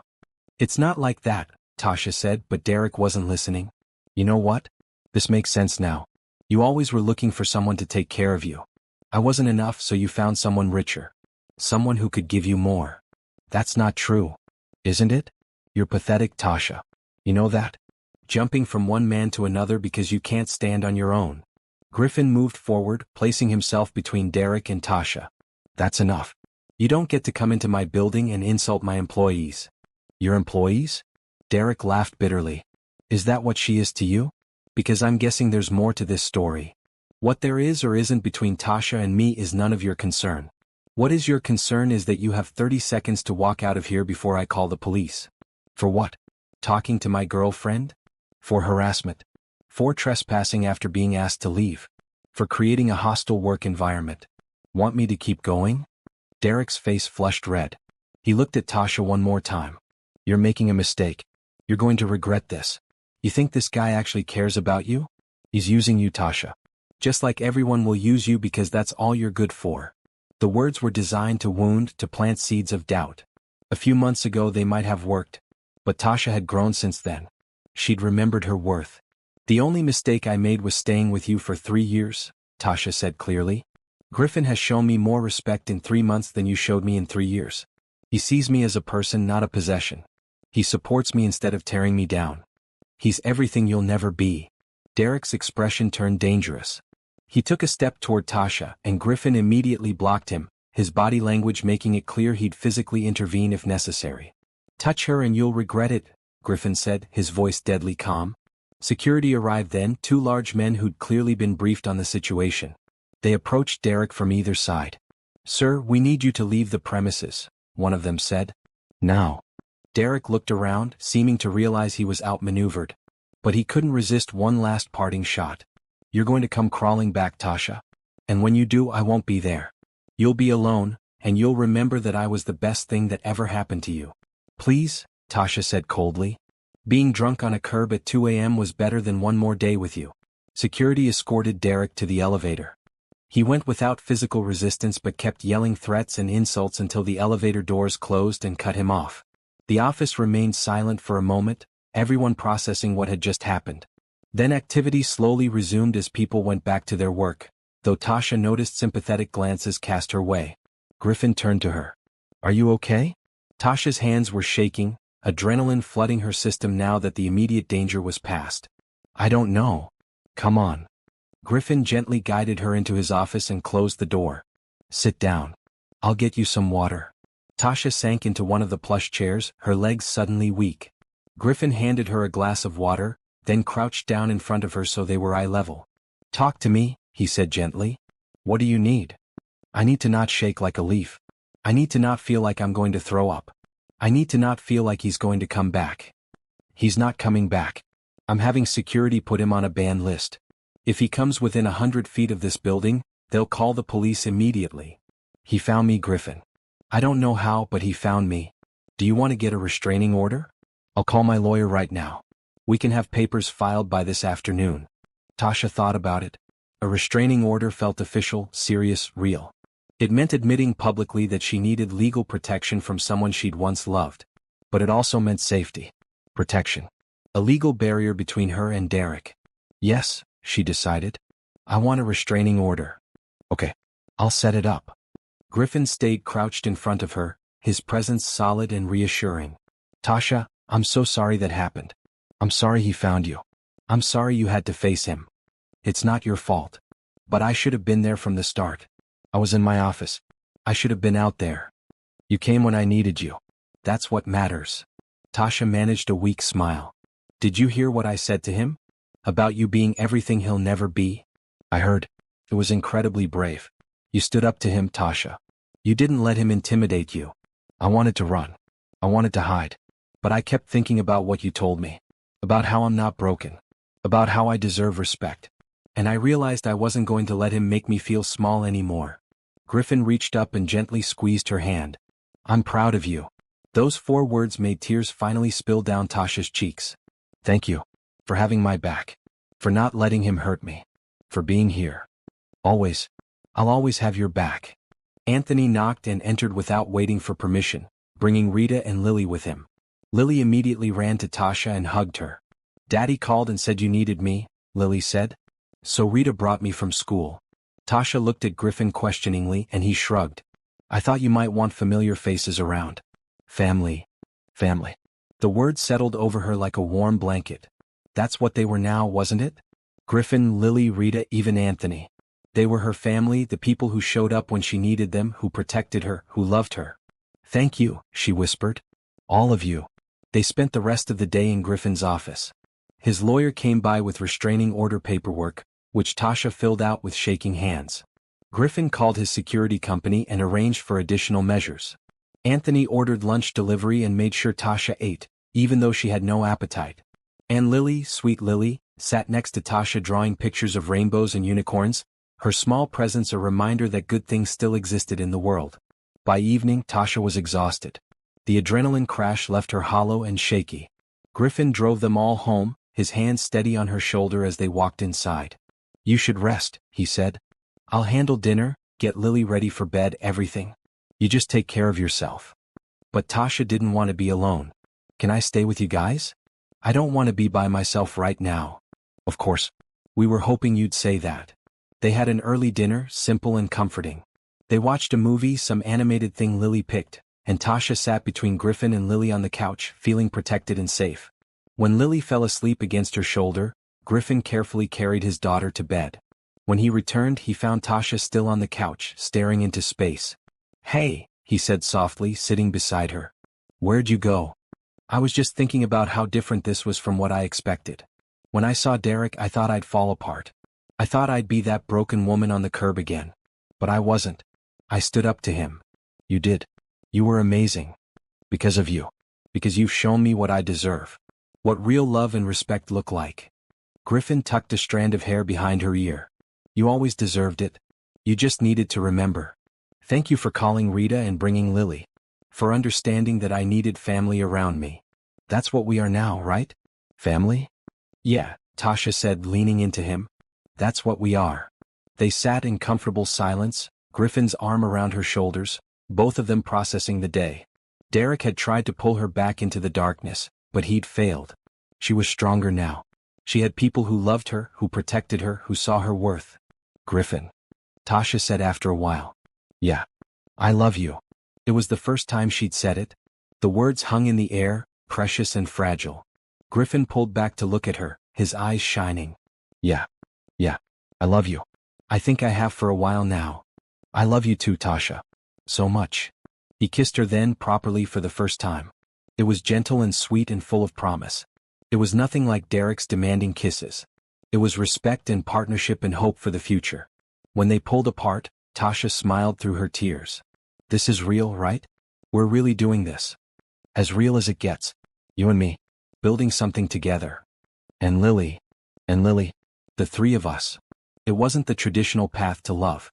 Most people didn't meet at their lowest point and build up from there. But maybe that made it stronger. Maybe starting from rock bottom meant the only direction to go was up. Derek had found her today, but he hadn't won. He'd lost. Because Tasha wasn't alone anymore. She had Griffin. She had Lily. She had a family who would fight for her. And that, she realized, was everything she needed. Tasha stood up to her abuser and chose her own worth. Stories like this remind us that healing is possible, and love can bloom even after trauma. If this story resonates with you, please subscribe and share your thoughts in the comments. Have you ever had to make a brave choice to protect yourself? The week following Derek's appearance was tense. Tasha jumped at unexpected sounds. She looked over her shoulder constantly. Griffin had security escort her to and from her car each day, and Anthony made sure she was never alone in the building. But Derek didn't return. The restraining order was approved. Security had his photo and instructions to call police immediately if he appeared. Slowly, Tasha started to breathe easier. By Friday, she felt almost normal again. And that's when Griffin appeared at her desk with a reminder.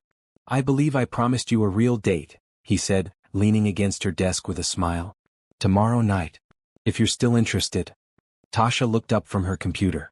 "After everything this week, you still want to go out? Especially after everything this week. You deserve something good. Something normal. Something that reminds you that life can be beautiful." "Where are we going?" "That's a surprise. Just dress nice. I'll pick you up at 7. You'll pick me up? We live in the same house. It's a real date, Tasha. That means I do it properly. I pick you up at your door, take you out, and bring you home at the end of the night." "That's ridiculous." "That's romantic. There's a difference." Saturday evening, Tasha stood in front of her closet, trying to decide what to wear. She'd been on dates before, obviously, but this felt different. This felt important. This was Griffin, the man who'd saved her, who'd given her a home and a job and hope. This was the man she loved. Finally, she chose a beautiful blue dress, fitted but not tight, elegant and sophisticated. She paired it with simple jewelry and took extra time with her hair and makeup. When she looked in the mirror, she barely recognized herself. Not because she looked different, but because she looked happy. Genuinely, deeply happy. At precisely 7 o'clock, there was a knock on her bedroom door. She opened it to find Griffin standing there in a dark suit, holding a bouquet of flowers. "These are for you," he said, handing her the bouquet. "I know it's traditional to give flowers at the beginning of a date, and technically I could have just handed them to you at breakfast, but that felt wrong." Tasha laughed, accepting the flowers. They were beautiful, a mix of colors that reminded her of hope. "They're perfect. Thank you. You look stunning. You clean up pretty well yourself." They drove to a restaurant Tasha had never been to, an upscale place overlooking the city. The host greeted Griffin by name and led them to a table by the window with a spectacular view. "You come here often?"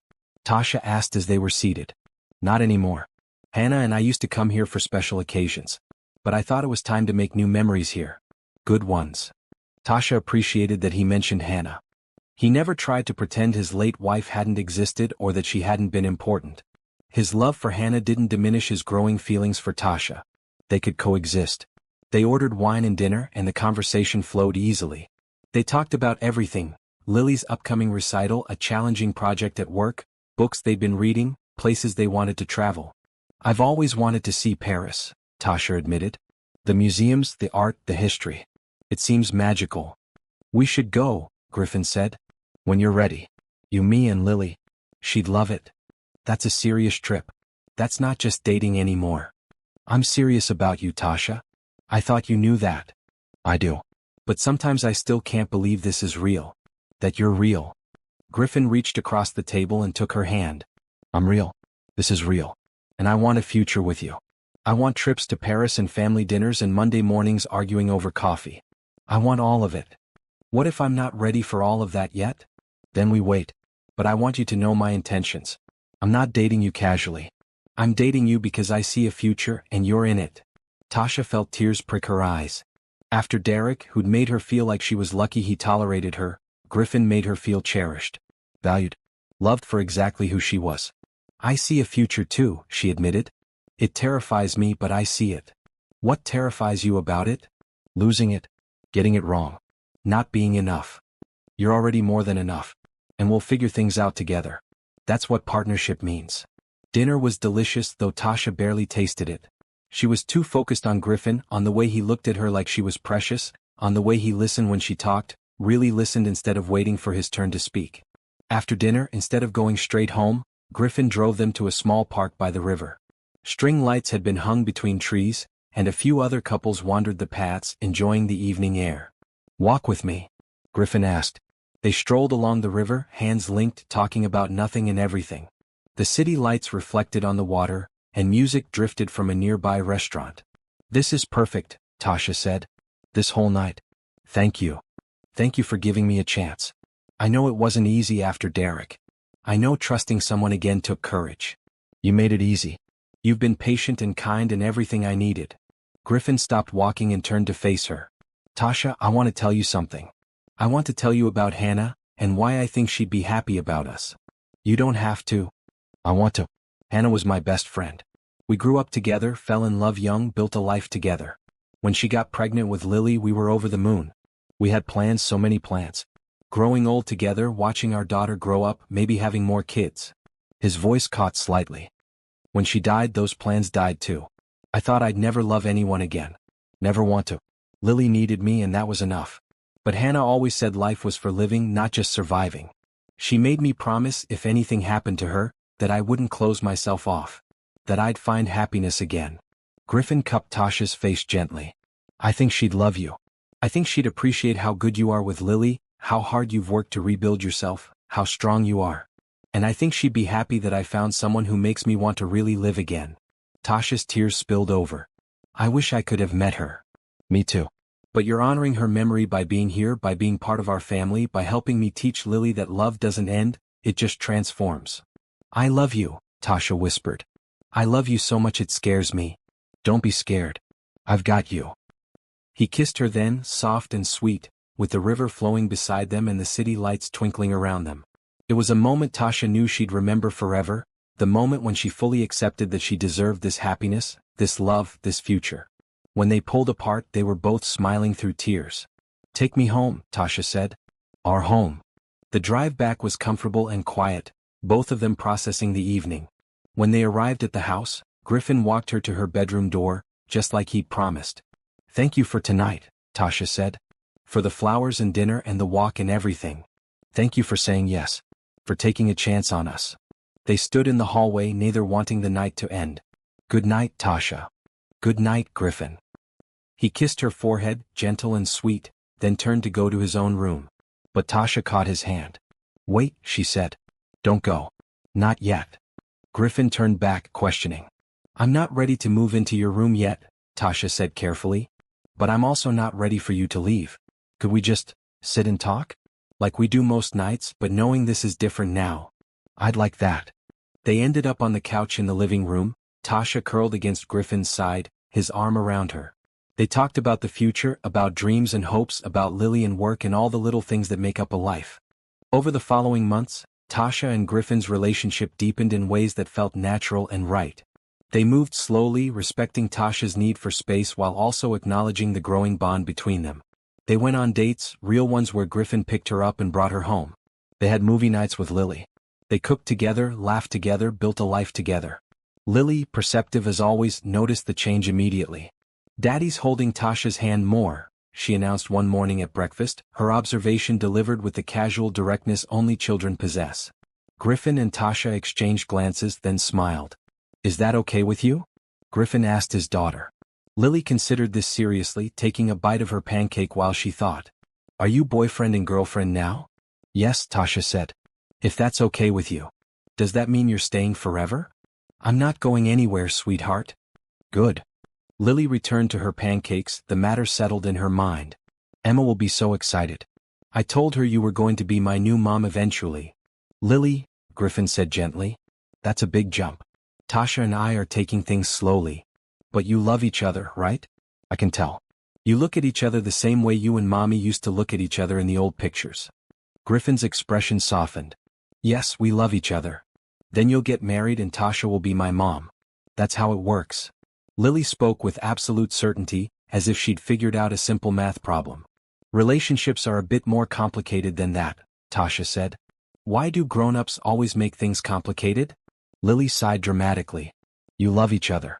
You live together. You're already like a family. Just make it official. After Lily left for school, Griffin and Tasha looked at each other over their coffee. She's not wrong, Griffin said. About which part? All of it. We do love each other. We do live together. We are already like a family.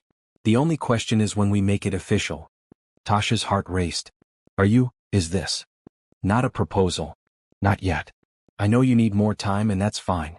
I'm just saying that Lily's right. This is where we're heading. And I'm happy about that. Are you?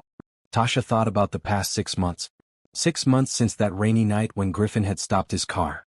6 months of healing, growing, learning to trust again. 6 months of falling in love with this kind man and his wonderful daughter. I'm happy, she said. I'm happier than I've been in years. Maybe ever. Good. That's all that matters. Work at Montgomery Enterprises continued to thrive. Tasha had become indispensable not just to Griffin but to the entire team.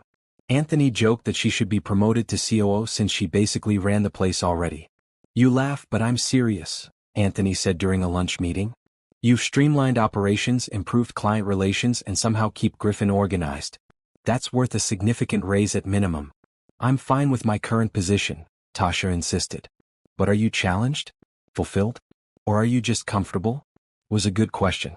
Tasha had been so focused on rebuilding her life that she hadn't thought much about where she wanted it to go. What were her actual goals? What did she want to achieve? That night she brought it up with Griffin. Anthony thinks I should want a promotion, she said as they cleaned up after dinner. Lily was upstairs doing homework and they had rare quiet time together. Do you want one? I don't know. Maybe? I love what I do now, but he's right that I could do more. I've been thinking about going back to school, finishing my degree.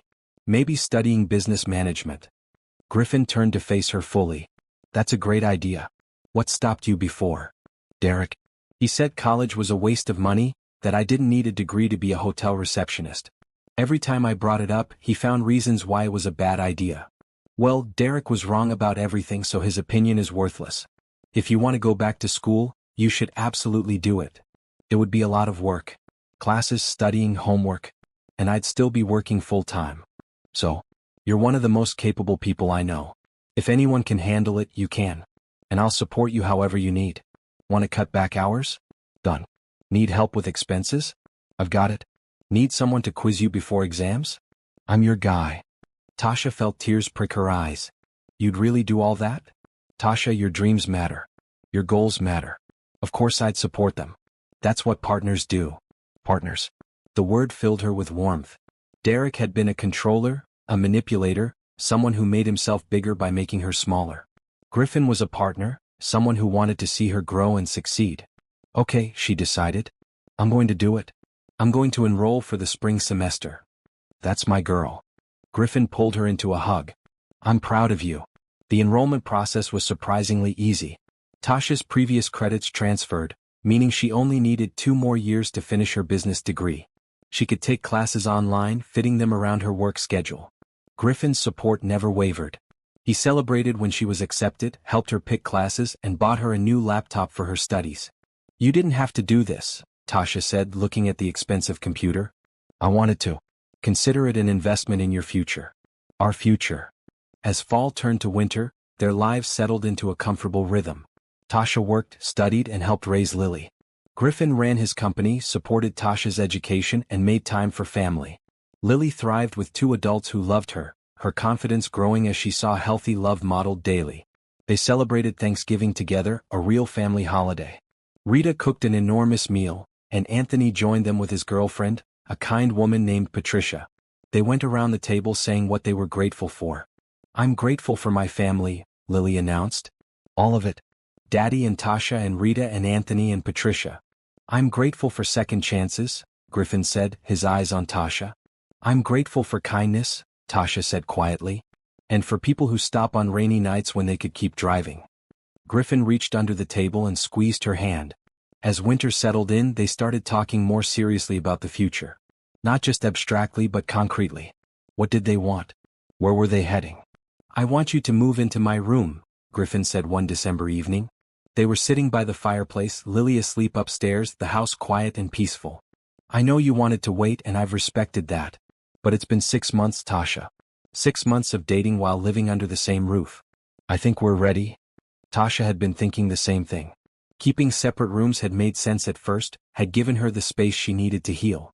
But lately she'd found herself wanting to fall asleep beside Griffin, to wake up next to him. Wanting to fully share a life, not just adjacent rooms. Okay, she said. Let's do it. Yeah, I'm ready. They moved her things the next weekend, Lily helping by carrying small items and offering advice on where everything should go. Tasha's clothes should go on this side of the closet, Lily instructed. Because Mommy's clothes used to be on that side and it's good luck. Griffin's eyes misted. That's very thoughtful, Lily. I asked Mommy's picture if it was okay that Tasha was here now, Lily said seriously. And I think she said yes. I felt it in my heart. Tasha knelt down to Lily's level. Your mommy will always be important to this family. Always. I'm not trying to replace her. I could never replace her. I know. But Daddy needs someone and I need a mom who's here. And you're here. So it works out. Out of the mouths of children, Tasha thought again. Such simple wisdom, such pure hearts. That night, falling asleep in Griffin's arms in their shared room, Tasha felt complete in a way she never had before. This was home. This was family. This was love, real love, the kind that built up instead of tearing down. I love you, Griffin whispered into the darkness. I love you too. I'm going to marry you someday, Tasha Reynolds. I hope you know that. I know. And I'm going to say yes. Promise. Promise. They fell asleep wrapped around each other, two broken people who'd found wholeness in each other, building a future one day at a time. Christmas was magical. They decorated the house together, bought a huge tree that Lily insisted was perfect. They baked cookies, watched holiday movies, and created traditions that would last a lifetime. On Christmas morning, Lily woke them at dawn, bouncing on the bed with excitement. Santa came. Santa came. Come see. They stumbled downstairs to find presents under the tree. Lily tore through hers with gleeful abandon, while Griffin and Tasha opened theirs more slowly, savoring the moment. Griffin had bought Tasha a beautiful necklace, delicate and elegant. She'd bought him a watch he'd been eyeing for months but claimed was too expensive. They'd both gotten Lily exactly what she wanted, plus a few surprises.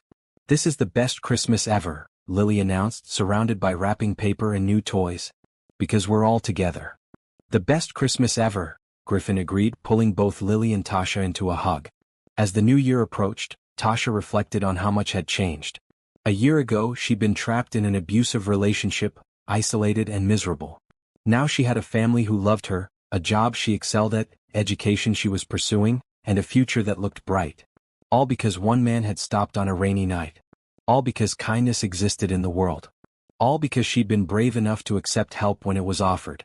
What are you thinking about? Griffin asked, finding her standing by the window on New Year's Eve, watching snow fall softly outside. How lucky I am. How different my life is now. I'm the lucky one. You came into my life when I didn't even know I needed you.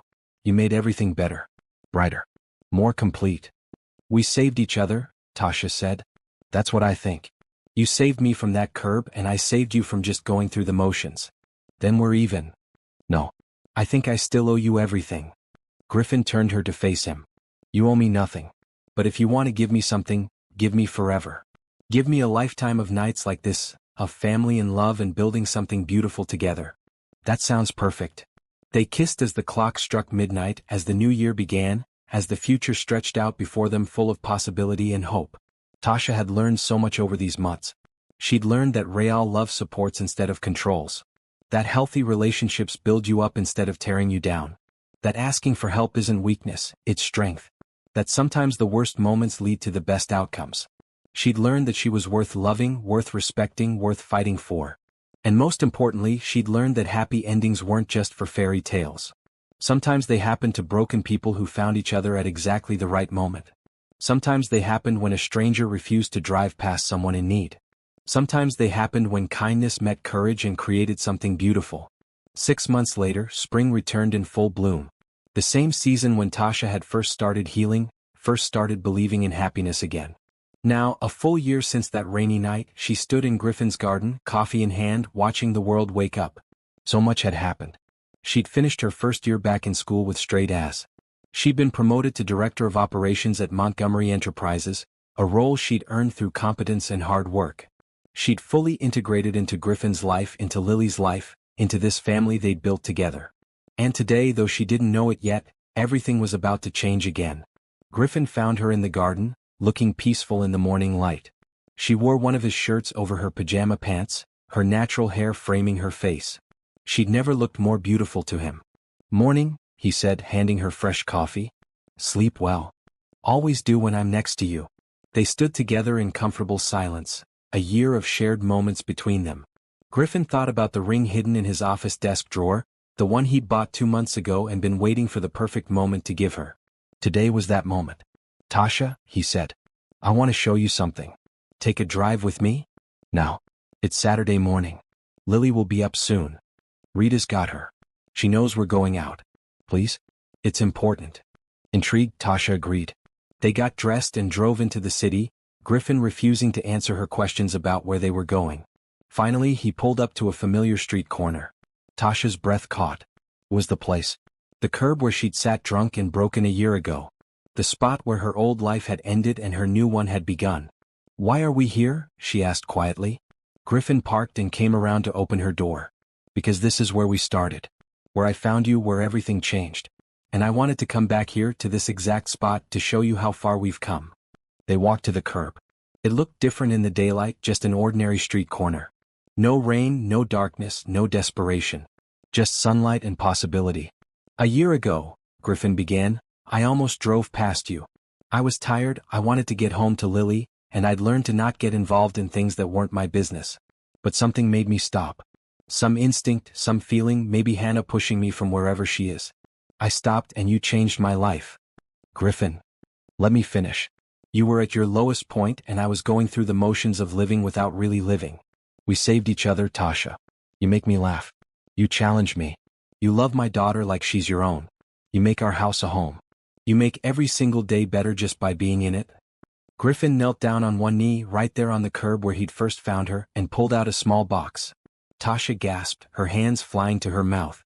"Tasha Reynolds," Griffin said, his voice thick with emotion. "I love you more than I thought I could ever love again. You've taught me that hearts can heal, that love doesn't end but transforms, that second chances are real. Will you marry me? Will you officially become Lily's mother and my wife?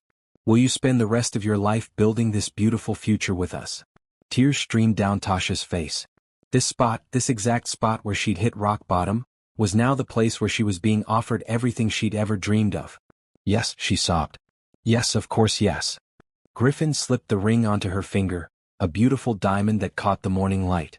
Then he stood and pulled her into his arms, kissing her while she cried happy tears. "I can't believe you brought me back here," Tasha said through her tears. "The worst moment of my life and you turned it into the best. That's the point. To show you that even our darkest moments can lead to light. That curb doesn't represent your failure. It represents your courage to leave, your strength to accept help, your bravery to start over. I love you so much. I love you too. Now come on, we have one more stop." They drove back to the house, where Tasha was surprised to find it full of people. Rita, Anthony and Patricia, even Tasha's mother who'd flown in from Florida. And Lily, wearing her favorite purple dress, holding flowers. "Surprise!" Lily shouted. "You're getting married." "You all knew?" Tasha asked, laughing through her tears. "Daddy asked me first," Lily said proudly. "Because you're going to be my mom, so I had to say yes first. And I did. I said yes a lot." Tasha knelt down and hugged Lily tight. "Thank you for saying yes. I promise to be the best mom I can be." "You already are," Lily said simply. They celebrated with champagne and breakfast, everyone offering congratulations and sharing their joy. Tasha's mother pulled her aside, her eyes misty. "I'm so happy for you, baby," she said. "This man, this family, they're good for you. You look like yourself again. Like the daughter I raised, confident and strong. I feel like myself again, Mama. For the first time in years. That's all a mother can ask for. That her child is happy and loved." The wedding was planned for 3 months later, a small ceremony in Griffin's garden with only close friends and family. Tasha chose a simple but elegant white dress, nothing like the elaborate gown Derek had once pressured her to pick out when he'd half-heartedly proposed years ago. Lily was the flower girl, taking her duties very seriously. Anthony was Griffin's best man. Tasha's mother gave her away, walking her down the makeshift aisle between rows of chairs. As Tasha walked toward Griffin, standing under an arch covered in flowers, she thought about the journey that had brought her here. The pain of Derek's abuse. The darkness of that rainy night. The fear and uncertainty of accepting Griffin's help. The slow process of healing and learning to trust again. Every step had been worth it to get to this moment. Griffin's eyes were wet as she reached him.